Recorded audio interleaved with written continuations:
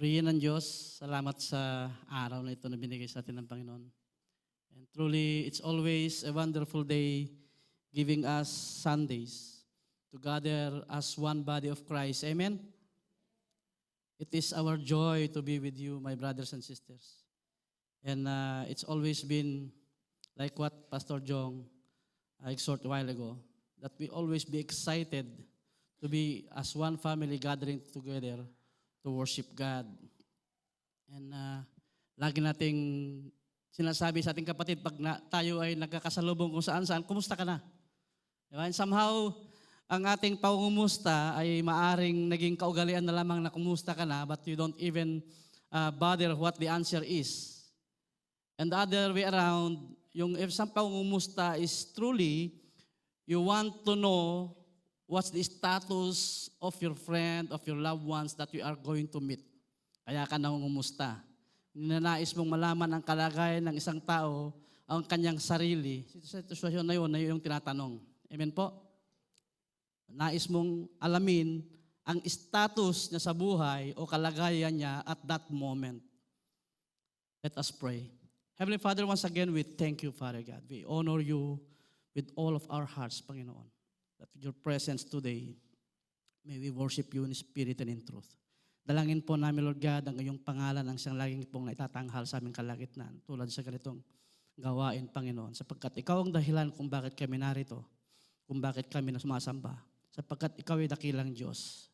Nawa, Panginoon, ay patuloy ka mangusap sa aming mga puso, isipan, na kami mamuhay ayon sa iyong kalooban, O God.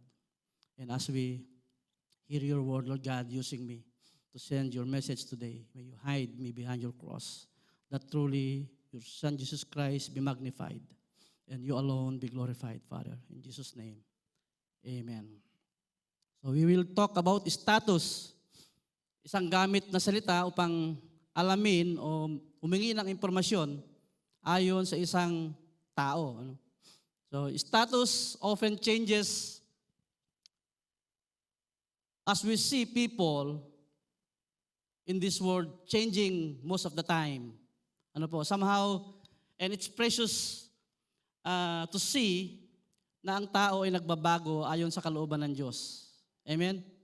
At ito ay kadalasan nagiging pressure sa kultura ng isang mananampalataya na kung saan ay without looking and focusing to God alone, ay nagkakaroon ng pressure because maybe they want to see themselves, people be pleased with them. And we are not people pleaser, but we are God's pleaser. We are to worship God in every day of our lives, not we worship people. So we don't have a certain parameter to check the status of a person. Wala tayong norms na ginagamit upang alamin kung ano status ng tao sa buhay. And nakakalungkot nga lang, sa ibang bansa, they used to see yung talino ng tao in their credentials and everything. And with our experiences as Filipinos in our country, they used to see Filipinos as intellect as they are if they are good in speaking in English. Yun ang nakakalungkot doon. Nagiging ang level ng kanilang batayan sa talino ay pagsasalita ng English or sinusukat ang kalaman. And pa ikaw naman ay magaling at ikaw ay tinitignan nilang magaling, minsan in a criticism mind of a person, ang tingin nila sa'yo, nangingialam ka. Yun ang nakakalungkot sa kultura ng Pinoy . Pakialamero itong tao, itong daming alam sa buhay. Lahat all-knowing itong tao. And even in status of having possessions, ang karamihan ay tinitignan pagka payat ka, ang tingin sa'yo, pag payat ka, mayaman sa'yo, ay ikay mayaman, ang tingin sa'yo, petit. Di ba? Pagka mahirap ka, ang tingin sa'yo, patay gutom. Di ba? Nakakalungkot isipin na merong mind of setting na merong ang sabi nga ng anak ko, you racist. So, racist daw yun . And even then, pagka ikaw naman ay matalino, ang tawag sa'yo pag mayaman ka, you are smart. Di ba? Pagka ikaw ay mahirap at matalino ka, nagmamarunong ka. Di ba? At pagka mayaman ka naman at medyo mahina-hina ang isip mo, ang sabi sa'yo, slow learner ito. Kapag mahirap, ang tawag sa'yo, BO ito. Lagad-lagad may tuldok. No? So sa pamumuhay sa mundong ibabaw, ay sadyang nakakalangkod sapagkat kung wala sa'yo ang Kristo, ang pamumuhay sa ating Panginoong Yesus, ang iyong kasiyahan ay pansamantala lamang. That's for truth. No?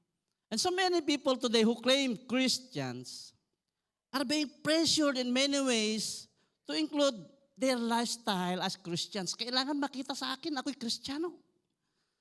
And by pushing hard, by your own strength, na ikaw ay Kristiyano ngang tunay, you will become disappointed. Katulad nga sabi ni Pastor kanina, nakakapagod. Kasi you are doing it by your own strength. And that's the truth. We cannot live alone as we are sa sarili mong kakayanan lamang. Ano? So bakit nadi-disappoint ang tao? There's high expectations from their own strength, from their own resources. Na kung saan, nagdudulot ito ng paniniwala ng anong karapatan ko? Ito yung karapatan ko bilang mananampalataya. You are developing a culture of you have the rights to live a life as a Christian. Your rights. In the first place, we have to understand that our original status before God, when chapter 3 of Genesis was done, we are doomed to hell. We deserve to die. In fact, after chapter 3 of Genesis, we are all having a reservation to hell. That's the fact. That the clear view of Christianity is because God provided a redemptive program for us. Not for us to be saved but by our own strength. Christ is the atonement of our sins. Pati nga ako, niyayanig na sa lamig. Baka pwedeng pakibabaan yung fan. Unless you realize the bankruptcy of your spirituality before God, you will not have this urgency to seek God. Pagpahaya-haya ka lang sa buhay, you don't see yourself urging to kneel down before God and seeking His grace and mercy. Amen? As we see Matthew 5, verse 3, sabi doon, blessed are the poor in spirit, for theirs is the kingdom of heaven. And it end up in chapter 5 of Matthew, we are demanded to be perfect as God is perfect. We are called to pursue holiness, which is most of the time being discounted as it seems too impossible to attain. Nakita ito ni Peter It is impossible. Ang sabi nga niya kay Kristo then whom to be saved? Ang sagot sa kanya ni Kristo, if this is impossible to men, in God, nothing is impossible. And therefore, we ourselves, depending more onto God, rather than doing it all these things that being asked from us with our own strength. That is Matthew 19, verse 26. As Jesus said, with man this is impossible, but with God all things are possible. To know the mystery of the gospel, we should become excited, eager, and as well conscious on how we could possibly have a true relationship with Christ. Yun ang sabi ng Panginoon sa atin, be excited to be with Him. You remember Martha and Maria?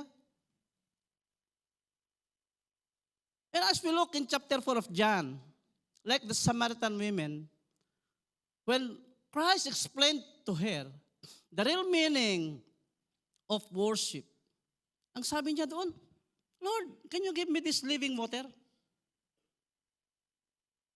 And to worship God, it should be in everywhere of our lives. Not only in this venue.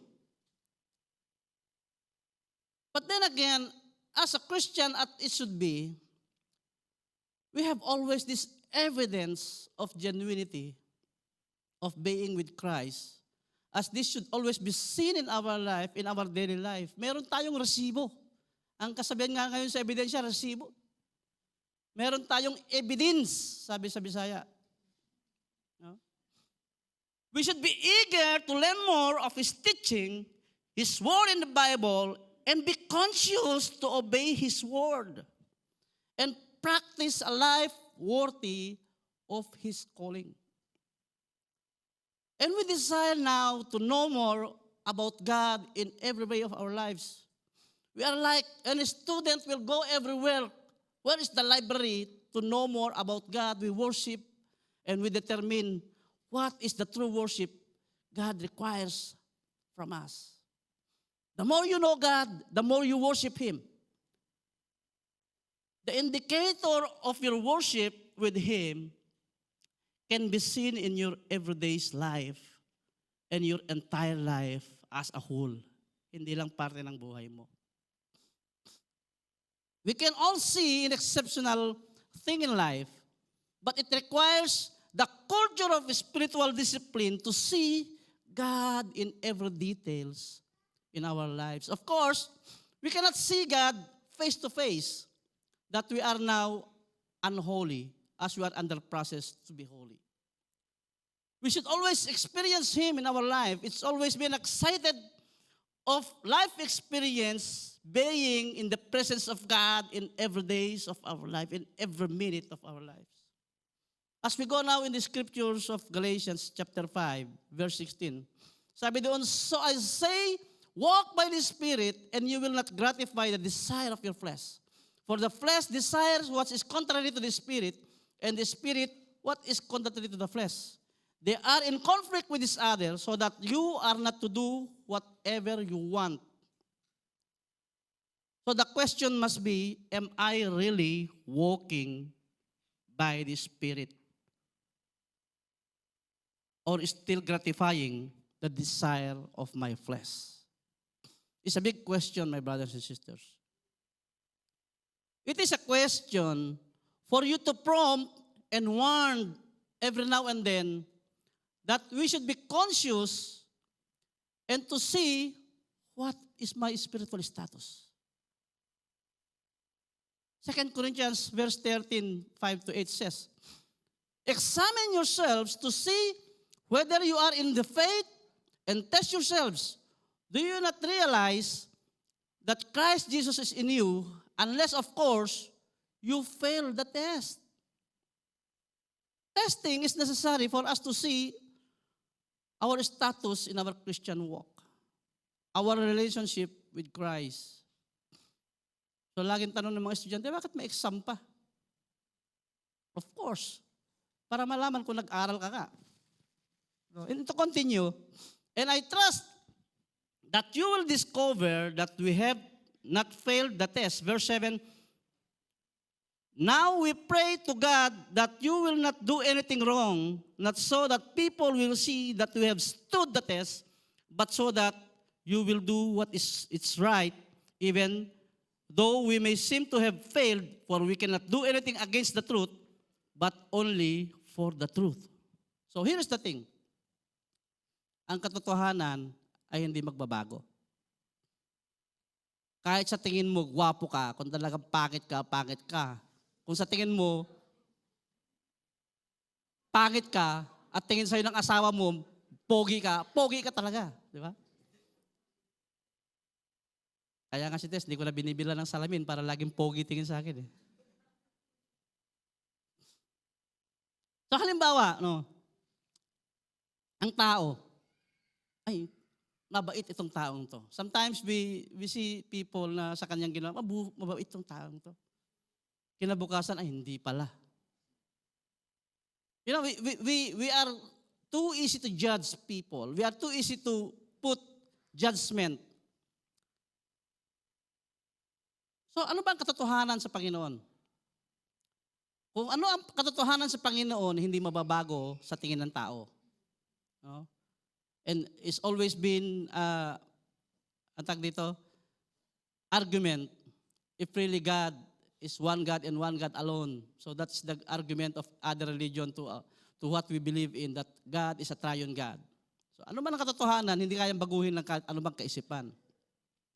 So you see, so let us focus more on what is the truth about God and think more on how we get better as a person to bring out within us the goodness of God for the people around us.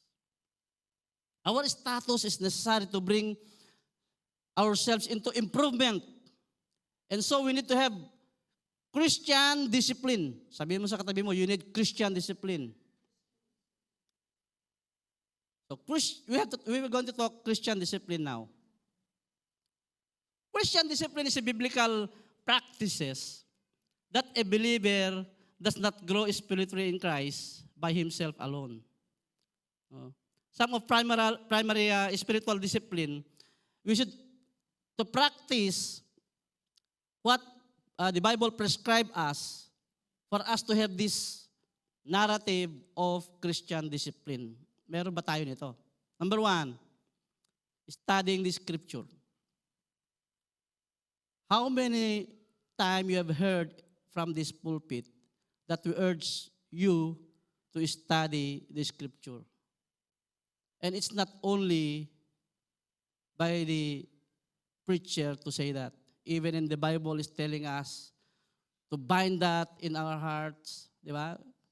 In Deuteronomy chapter 6. Na kahit sa mga anak mo, habang kayo naglalakad, habang kayo natutulog. And that's how, sometimes, always reminding me when I am with my children along in the car, nung mag-isa lang siya, I make sure na ito ay at least mabanggit ko sa kanya, you have to learn more about God. Because these children will grow. Hindi tayo magtatagal sa mundong ibabaw and they will be the one to stand here before us. Na sila yung kasunod natin. So we have to learn more of the scripture para meron tayong ibahagi sa ating kapwa-tao. Without learning what the scripture tells us, we'll become empty-handed at masasabi mo, hindi ko alam. The worst answer that you can have is when a Christian will answer you, hindi ko alam. Next is prayer. Prayer is a Christian life default. It should be a default. It's always been a part of lifestyle of a Christian must be. However, in the absence of studying the Bible, this will not bring you into proper, good praying life. So, you have to spend time in praying in every days of your life. Not just breakfast, lunch, and dinner, at matutulog ka na. You have to make to the point that you are communicating with God every now and then. The Bible says, pray unceasingly. Next is fasting. This brings you to discipline yourself not to crave only to what the flesh needs. Yung ating kinakain, na lagi lang tayo naghahanap ng buffet. We should seek the Word. And by fasting, we are growing more and drawing more to God. Craving more of His presence sa ating buhay.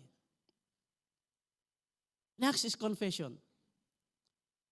Being in relationship with Christ as we consider Him as a person in the Trinity. We should always confess. Ano ba yung ginawa natin sa maghapong ito? Sometimes we don't see ourselves sinning, but then transparency before God, as we always know that God knows everything of our lives. It is also better for us to confess it from our own mouth. Lord, mahina ako. I cannot do this thing. Patawarin mo ako sa kasalanan ko. And then that will bring you to worship. The next is worship. Worship God and serve Him only. Our worship will always be exclusive to God alone, to God Almighty. Sa Kanya lang. As described in the part of the Bible, we are to worship Him in spirit and in truth. There's no buts and there's no other excuses. It's not just during Sundays. It's not just during prayer meetings. It is in an everyday of our lives. Nasa buhay natin na tayo ay totoong buhay na nananambahan at sumasamba sa Panginoon. Next one is fellowship. Fellowship like this is very significant in your Christian life, especially if you are a growing Christian. I was listening on a commentary yesterday about this. Ang tanong, ang sabi doon, how can you explain to us a claimed Christian who is seldom attending church service like this? So how can a Christian explain that he is a true believer of Christ, removing in the equation the church? Christians seldom attending church. And he's telling you that he is growing Christian. He didn't even bother to attend care group meetings. He don't even bother to attend fellowship with our brethren. Don't even bother to discuss what is in the Bible with his brethren. For somebody being purchased by the blood of Christ, it is therefore for us to never forsake the assembling together as we consider this as a body of Christ. The church is the body of Christ. Next is rest. Somehow, people will always give a definition that rest is an absence of work. Pag hindi ka nagtatrabaho, ang tingin sa'yo, nagre-rest ka lang. No? Payahay-yahay. As Jesus picture us working with a different point of view of our lives. So, we are become like a working, having a yoke, no? Like an oxen with Him. So when we are resting, Jesus call us to give up our self-reliance to Him. You are resting before Christ. Our relationship with Jesus allows us to move from self-reliance to restful dependence on God. So why people will become restless? Because they thought they could do things using their own strength, and there sometimes become weariness. Bakit ganito? Parang hindi ko talaga kaya to.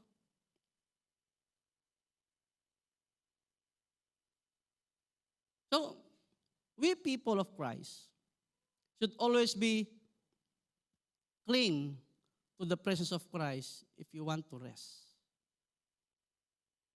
A total growing Christian should always be depending on God.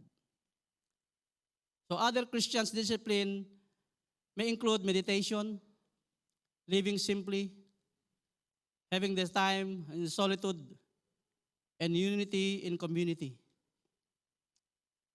So if we all do this by heart, as we define ourselves a growing Christian, we should not see this as doing this as in legalism practice. No, hindi ito natin ginagawa dahil ito ay yung kailangan gawin na parang legal lang na gagawin.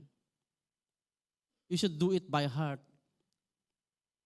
So discipline is what a Christian need to grow spiritually. As we read 1 Corinthians 9, and the Bible says we should discipline ourselves to do what our spiritual must do, that our flesh must be in contrast.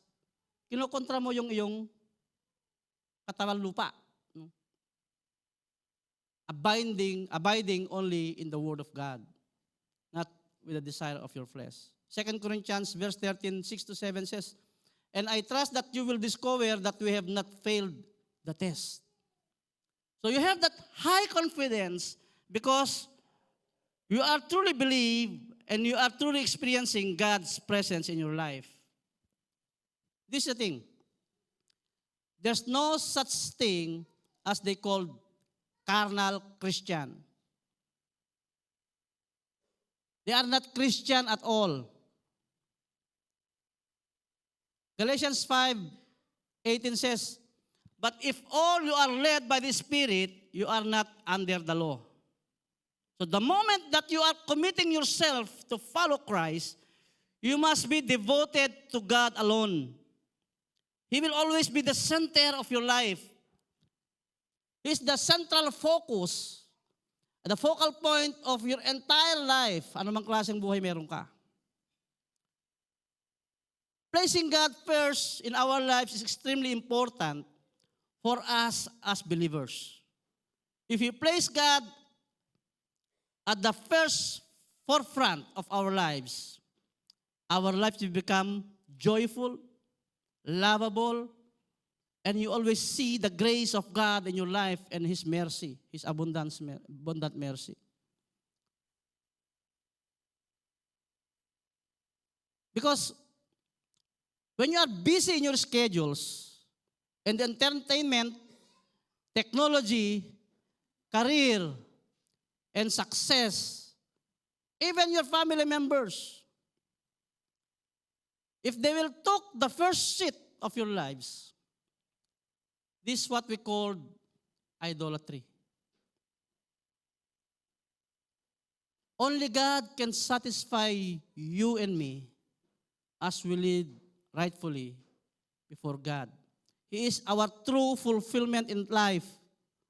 Whatever achievements you have, ano man yung katagumpayan sa buhay, ano man yung anak meron ka, ano man yung buhay meron ka, that will not give you the total fulfillment, but being in Christ alone.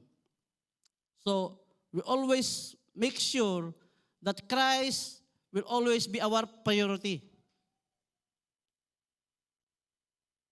Let us give an example. You are claiming that one day you will be in heaven. I am excited to be in heaven. And you see yourself, you're not even excited to be in this place, in this very hour. Late naman si pastor, mamaya na ako darating. Wala pa naman yung song leader. Ay, walang taxi. Sira yung aking elevator na sasakyan. Sa bahay na lang ako. Total, nag-worship naman ako mag-isa. Is that a reality of us? So, we always put God first.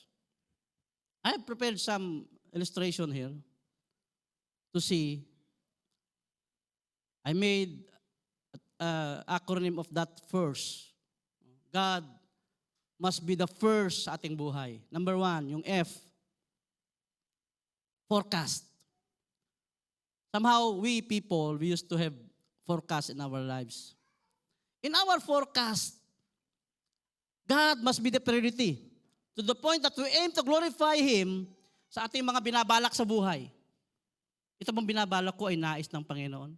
Ito bang nais kong mangyari sa aking buhay ay siya ba ang mag-glorify? Pag nagtagumpay ba ako dito, ang Panginoon ba ang aking pinapupurihan? God must be first in our forecast. Secondly, interest. Men are born selfish. Aminin natin bang kay hindi. Sometimes, we are looking ourselves, ano ang mahihita ko sa bagay na to? Ano ang makukuha ko? But Romans 12 already taught us the other way around by renewing our mind. That our appetite in our interest must be Christ. Siya yung ating appetite. Siya yung ating ninanais, ninanamnam. No? It's not about our self-interest. It's not about our self-gain anymore. However, when you are now in Christ, you are new creation. the focal point of your interest must be Christ alone, no one else. A God-centered Christian, or when we call it Christian, the word Christ, sabi nga ni Pastor, no? Removing the Christ, I-A-N na kasunod, I am nothing. So self-interest is what directly against the flesh desire. Yung Christ's interest is directly against flesh desire. Galatians chapter 5, verse 19 to 20 says, the act of the flesh are obvious.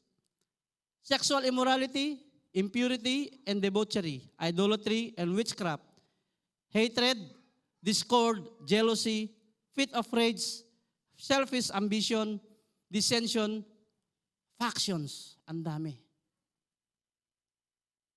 We should get rid of all these things by now. As growing Christians, we are always conscious to oppose the desire of our flesh, that the interest of Christ must be our first. So without practicing Christian discipline, as what I stated a while ago, it will be hard for us to oppose this desire of the flesh as we obey Holy Spirit. Kung nananaig pa ang nais ng iyong laman sa iyong buhay, mananatili kang hindi lumalagong mananampalataya kasi inaagaw ko ng laman. They are contrast. So, we have to be conscious. No? Next, relationship. R is relationship. In every relationship that we have, is God is the center of that relationship. Ang Panginoong Yesus ba ang naroon sa ibabaw ng ating relationship? Husband and wives, siblings, fellow men, kapwa sa trabaho, mapaasawa man yan, anak, magulang, and every relationship in the church, even the church member. We see to it that Christ is the one, ang tag ito, priority of everything in our relationship. So this is the radical teaching of Christ in Matthew chapter 10, verse 37. Anyone who loves their father or mother more than me is not worthy of me. Anyone who loves their son or daughter more than me is not worthy of me. The context is not literally hating your loved ones. This practically speaks about idolatry. Anything replace God as your priority in your life is an idolatry. Anything who occupy His position as God in your life, as you having a relationship with Christ, as He is our master, if you remove Him in the equation, that is idolatry. Sino yung mga driver dito? Pakitaas ang kamay. Oh, di ba? Pag nagmamaneho kayo, anong nais nyo? Kaliwa, kaliwa. Mas marunong ka pa sa akin, di ba sabi nyo? Oh. Sometimes you are driving ourselves. Sabi natin, no, Christ is in my driver's seat. But you are driving behind the car. No, Lord, left, Lord, left. Right, Lord. If you truly putting God is the one directing your lives, you should be the one to obey, not letting God to obey you. The same thing. In that Matthew chapter 10, no, sinasabi lang ng Panginoon, you have to level your proper loving your neighbors. That not violating the greatest commandment given by God. Sabi niya, love me, love God with all your heart, mind, strength, soul. And the second one is love your neighbor as yourself. So in verse 21, ano sabi doon? Envy, drunkenness, orgies, and the like. I warn you, as I did before, that those who live like this will not inherit the kingdom of God. These negative acts will somehow the one gratifying ourselves, yung desire ng ating flesh, which is evil and not part of a growing Christian. We have discussed envy, sin of envy in the past. I still remember nung pandemic, no? And sermons. And sinning against your neighbor, envy. In other term, they put it a word, slandering. Is a one byproduct of envy. That you may commit against your neighbor by damaging your relationship. No, nasisiraan mo yung isang kapwa-tao. Ngayon, nilagyan na nila ngayon sa social media ng pangalan yan. Marites, Marisol, Mariposa, Marian, kung ano-ano ng pangalan na kung saan. Ikaw ngayon, ayaw mo na tuloy magpangalan ng iyong anak ng Marites, Marian. Natatakot ka tuloy, baka ito yung magilagay sa social media. Ngayon, yung asawa ko mismo ang pangalan Marites. Ayaw niya nang gamitin yung pangalan Marites. Test na lang. Nakakatakot minsan. Ano, yung pangalan mo mismo is very offending to other people. And lately, I saw a very acronym of Marites. Natawa nga ako eh. Sabi niya doon, Marites, M is Marites, A, Master of Arts in Relaying Information through Exaggerated Storytelling. Ang ganda lang na ito. Kurso na ito ah. Sabi ko, teka, asawa ko Marites, maghanap nga ako ng antidote nito. Nilagyan ko naman ng acronym yung pangalan kong Gilbert. Sabi niya, good information looks better, especially in revealing the truth. O, di ba? Pangontra. Pag nagsama kami nito ngayon, may kontrapelo ngayon doon. So instead of wasting your energy for all these bad acts, we must focus to God in Christ alone, as He will always be the satisfaction of our lives. You are segregating yourselves. You are consecrating yourselves before God. No, sa Kanya lang mapupunta yung iyong buong buhay. The next is satisfaction. God should be the main reason why we are satisfied in life. We are to obey God, and in that sense, as we proclaim His goodness, we'll become satisfied. When you accomplish things because you are obey God, you have become satisfied. We are to be excited to convey His message. We are always be excited that people may see the goodness of God in our lives. Pag umuwi ka na ba, alam mo, na-share ko yung salita ng Diyos sa aking kapatid, praise God. And he listens. He listens. He listens. That's the excitement I'm telling about. Even you spend your money and time and efforts meeting your brethren and sharing the gospel, the big smile will always be there because you are excited. You are satisfied. That's why Galatians chapter 5 verse 22-26 says about the fruit of the Spirit. Ang sabi doon, but the fruit of the Spirit is love, joy, peace, forbearance, kindness, goodness, faithfulness, gentleness, and self-control. Against such thing, there is no law. So, my brothers and sisters, we are to be fruitful as this will manifest sa ating buhay. Yung progressive status ng ating spiritual life is growing, and you are not afraid anymore to share who Christ is. You are not being intimidated to share the gospel anymore. It's your lifestyle. Pagka ako po kasi plano during your travel, 8 hours, I saw you in YouTube. You are the one singing in front, isn't it? See, they are even the one giving the point of for you to tell them the grace of God. Then you have to be excited.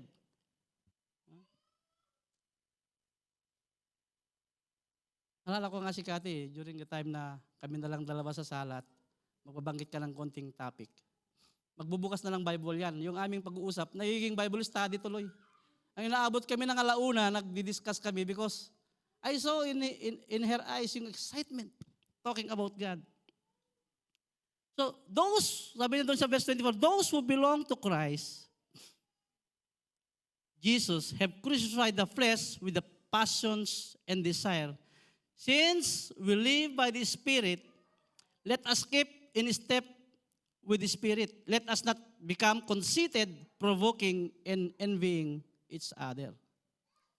So this always tells us that our ultimate satisfaction in life is the Lord Jesus Christ. The contentment that Apostle Paul telling us in Philippians chapter 4. Because he understands how to be satisfied with Christ. That we always be excited to be in this gathering like this, na soon we will see each other in heaven. Nag-worship tayo sa heaven. Lastly, time. Yung ating panahon, time. Time is beyond our control, di ba? 5 minutes, 10 minutes. Most people will have this exhausting day sa buhay, araw-araw. Nakakalungkot man, it's very tiring magtrabaho sa opisina kung saan meron kayo. Lalo na ngayon, no? ang temperatura ngayon is maabot na siya ng 48 to 55, yung mga nagtatrabaho sa site. Our days are numbered, my brothers and sisters. Time is collapsing on us. How much longer do we have? Pastor Jong was talking about wake-up call last Sunday. Time is precious. And when I was listening to Pastor last Sunday, I see pastor disappointment. And even you cannot see the growth or spiritual status of your members of the church. And I was little bit checking myself. Am I the one also part of his disappointment? People are inventing many things to maximize time. I believe when Abraham brought his son to sacrifice to God, he spent many days walking. And on our time, in 15 minutes, you can reach out Dubai. In 10 minutes, you can reach out this place from Casimia. Some of you have already ride in my car and observing that I am writing numbers sa aking papel. Because I'm recording the time. How long should I drive? We have much time to serve God. We have much time to live according to His will. We have much time to obey His word. We have much time to study God's word in the Bible. We have much time to meditate. We have much time to study His teaching in the Bible. And we have much time to practice what God's will in our life for the glory of God. As we read Psalms 31, verse 15, it says, "My time are in your hands. Deliver me from the hands of my enemies, from those who pursue me." Maybe we see ourselves having 10 years, 20 years, 30 years more in our lives. If the average life of a person is 70, I'm already 50 now, I'm already have 20 years left. I'm always questioning myself, how should I consume this 20 years to serve God? How many minutes do you have in a day? 1,440. How many hours do we have in a week? 168 hours. If you live 70, 80, 90 years old, as God's prolong our lives, are we looking ourselves growing in Christ? Are we looking ourselves serving God being excited to be in His presence? Are we looking our lives craving to proclaim His goodness sa mga taong hindi pa nakakakilala? Touching people's lives because you and me have being changed by God. My brothers and sisters, we are running out of time. Spiritual status should not be defined as stagnant, as it should be. It should be a growing Christian, roaring. Because if we are awake 16 hours a day, we have 16 hours behind the enemy lines. Of course, 8 oras ka natutulog, 16, 24 hours, di ba? 16 hours. You've been influenced by the word. No? Ang mundong ibabaw ay maraming impluensya sa buhay natin.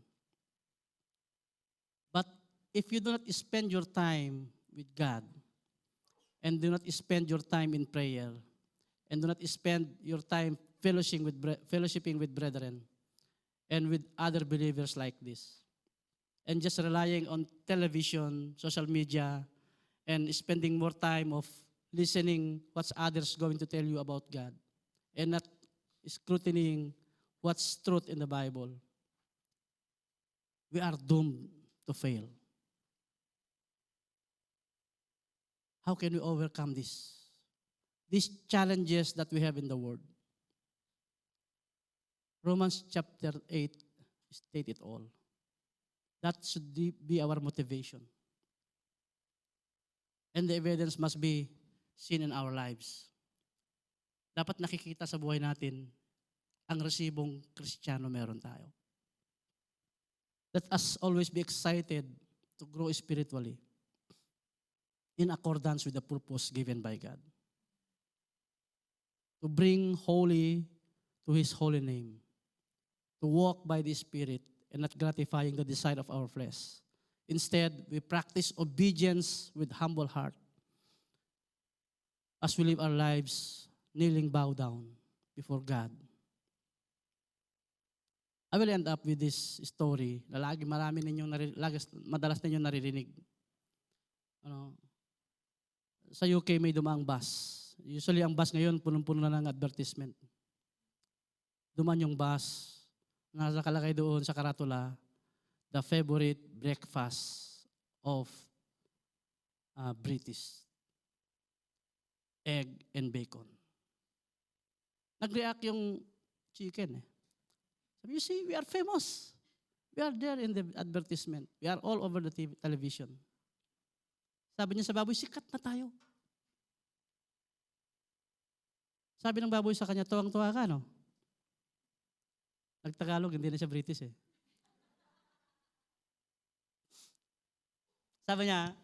Sabi ng baboy, pasalamat ka nga, itlog lang kinukontribute mo sa mga hapagkainan ng mga tao. Ako kailangan ng buhay ko for me to be a bacon. Jesus Christ is not just interested to what you're going to contribute in the ministry. Christ is not valued at all unless He is valued above all. Christ is not Lord unless He is Lord of all. If we will invest everything of us for Him, we're not actually investing our lives.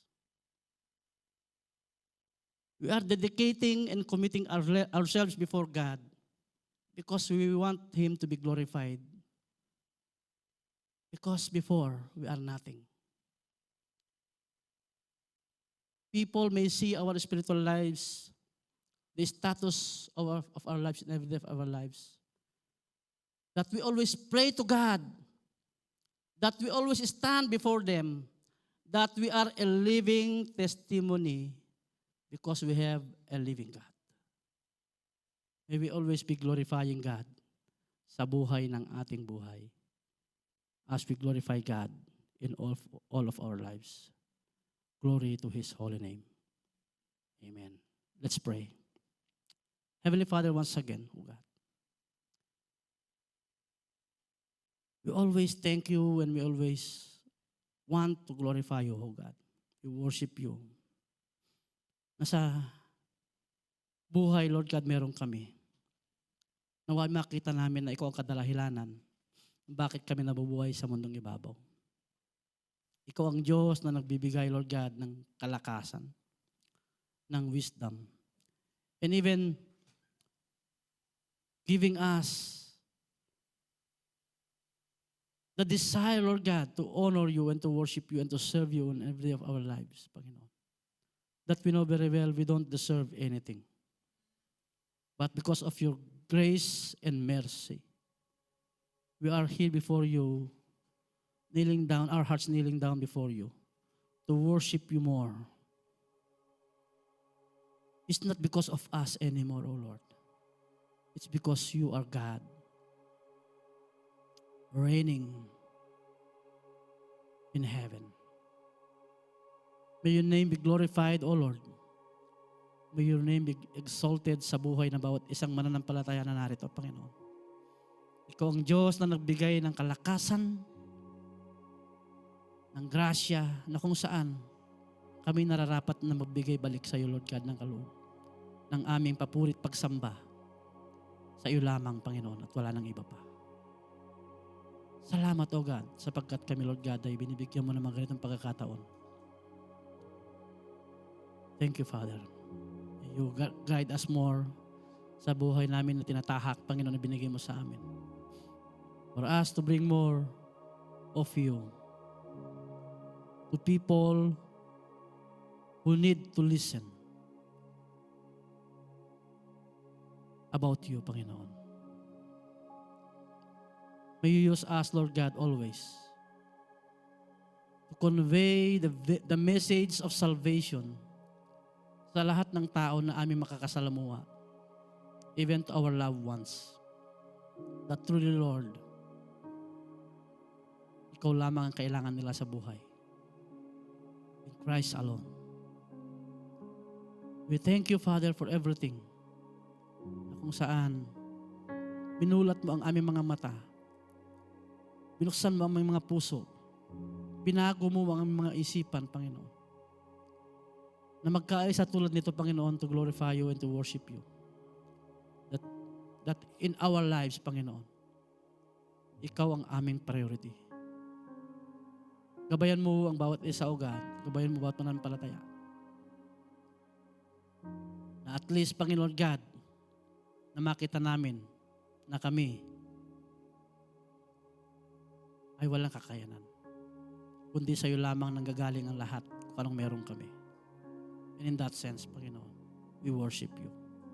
We thank you, O God. May you bless this day once again as we go forward sa mga pinapagawa mo sa amin. That your name will only be the one to be glorified. In Jesus' name, amen and amen.